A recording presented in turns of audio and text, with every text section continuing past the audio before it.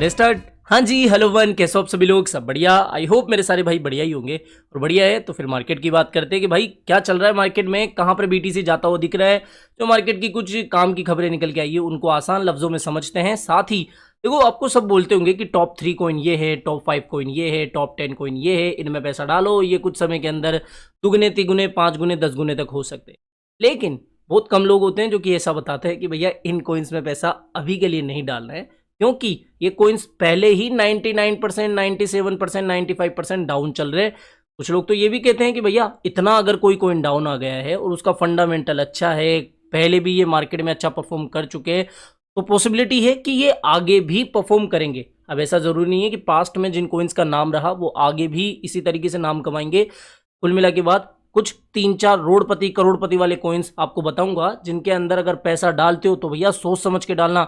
और अगर डाल दिया है इस वीडियो को डालने से पहले, तो भैया हो सकता है कि वो पैसा या तो फिर डूबे या फिर इतना पैसा रिटर्न दे दे आपको वो कि बिटकॉइन, इथीरियम या फिर बाकी अल्ट कॉइन से वो ना दे, क्योंकि उनका ऑल टाइम जो हाई है वो बहुत तगड़ा ही है। वो तो आगे वीडियो में पता लग जाएगा। सीधा वीडियो को शुरू करते हैं। भाई साहब, टेलीग्राम को अभी तक ज्वाइन नहीं करा है ना तो गलत बात है। देखो, टेलीग्राम को ज्वाइन कर लेना चाहिए, बिकॉज मार्केट से आने वाली सारी इंपॉर्टेंट एंड इमरजेंसी अपडेट सबसे पहले मैं टेलीग्राम पर आपके साथ शेयर करता हूं।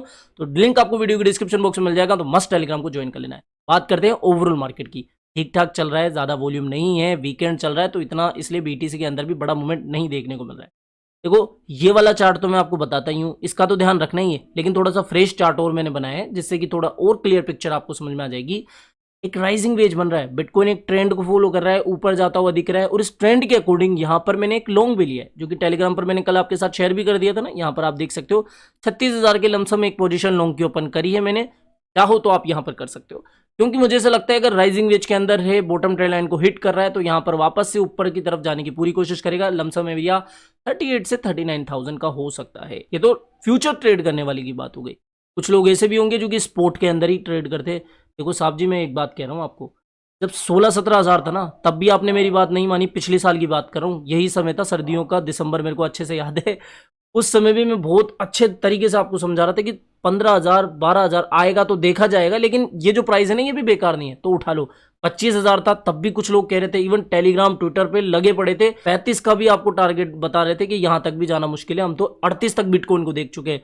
फिर से कह रहा हूं कि मुझे जितना ट्रेंड समझ में आया है वो यही है कि मार्केट का जितना बियर रन देखना था वो हम ज्यादा से ज्यादा देख चुके हैं। यहां से ट्रेंड रिवर्स हुआ है, और अगर बीटीसी राइजिंग वेज के अंदर चल रहा है तो यहां पर ब्रेकडाउन आना है। अब वो आएगा या तो इस तरीके से आएगा कि 38-40 के आसपास से ब्रेकडाउन मिले, और फिर हम बीटीसी को लमसम 31 से 32,000 के जोन के अंदर देखे। तो यहां पर अगर बीटीसी आपको देखने को मिल जाता है, आए तब की बात बता रहा हूं मैं, यहां पर भी बाय नहीं करोगे ना तो फिर पछताना ही पड़ेगा। नेक्स्ट ईयर से हाल्विंग शुरू होने वाली है। कई लोग कह रहे हैं कि हाल्विंग से पहले एक बड़ा डंप आता है। हाँ, आता है, लेकिन वो मेरे अकॉर्डिंग फिर वो 30-32 के जोन के अंदर ही आएगा। ठीक है, बाकी देखते हैं कि मार्केट किस तरीके से अपना मूव दिखाता है। जो मुझे लगता था वो मैं आपके साथ एक तरफा बात समझा दिया।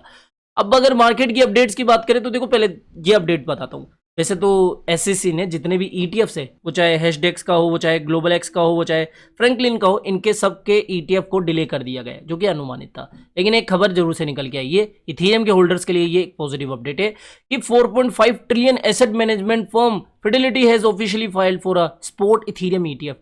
ऐसा ब्लैक रॉक के बाद में ये एक और बड़ी $1 ट्रिलियन कंपनी आ गई है, जो कि इथेरियम का स्पॉट ईटीएफ ला रही है। अब स्पॉट इथेरियम का आएगा, सॉरी, इथेरियम का स्पॉट ईटीएफ आएगा तो पैसा तो एक्चुअल में इथेरियम में जाएगा है ना। ये कहीं ना कहीं पॉजिटिव अपडेट है इथेरियम वालों के लिए। ये खबर हो गई। इसके अलावा कल मार्केट में एक र्यूमर फैल रहा था, खबर नहीं है, र्यूमर है। अब वो शायद र्यूमर सच भी हो सकता है, अब ये तो आगे आने वाले समय की अपडेट ही बताएगी, लेकिन हाल फिलहाल तो र्यूमर ही आप बोल सकते हो कि जो ईटीएफ के स्पेशलिस्ट है, ब्लूमबर्ग के जो एनालिस्ट है एरिक सर, इन्होंने कल एक ट्वीट करा, और उस ट्वीट के बाद में देखा जाए तो बिटकॉइन के अंदर $1,000 का पंप एंड डंप हमें देखने को मिला। 36 से 37,000 बिटकॉइन चंद ही मिनटों के अंदर, 10 से 15 मिनट के अंदर इतना उछल गया था बिटकॉइन। खबर क्या थी, और अगर ऐसा हुआ तो ठीक है।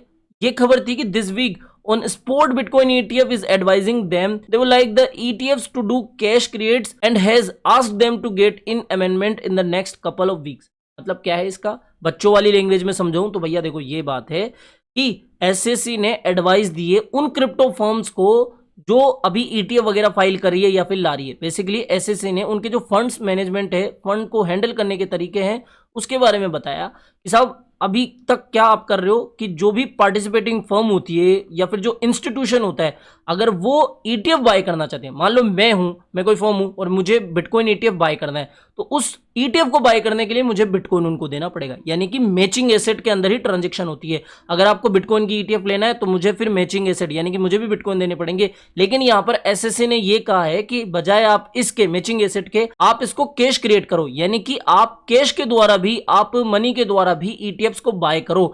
ठीक है, जो सेंडर है, जो रिसीवर है, वो कैश के अंदर भी ट्रांजैक्शन कर पाए, इसके ऊपर इन्होंने जोर दिया है और कहा है कि भैया इस तरीके का अमेंडमेंट करके फिर आप अगले जो भी सप्ताह हैं, जो भी आप फाइलिंग कर रहे हो, फिर उसके अंदर हमें पेश करो। तो बेसिकली ये मामला था। अब कुछ एनालिस्ट ये बोलते हैं कि ऐसा किया जा सकता है लेकिन इसके कोई ज्यादा फायदे नहीं होंगे। बेसिकली आपके मतलब की बात क्या है कि एसएससी कम से कम एडवाइस तो दे रहे हैं ना कि भैया ये करो, ये ईटीएफ्स के लिए सही होगा।